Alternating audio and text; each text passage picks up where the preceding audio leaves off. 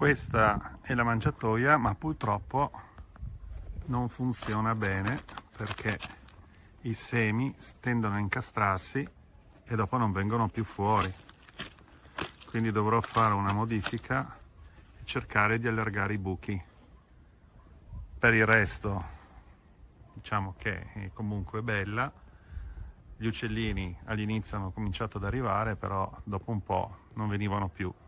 Quindi adesso dovrò fare la modifica per cercare di mettergli dei fori un po' più grandi, in modo che gli uccellini riescano effettivamente a beccare il mangime.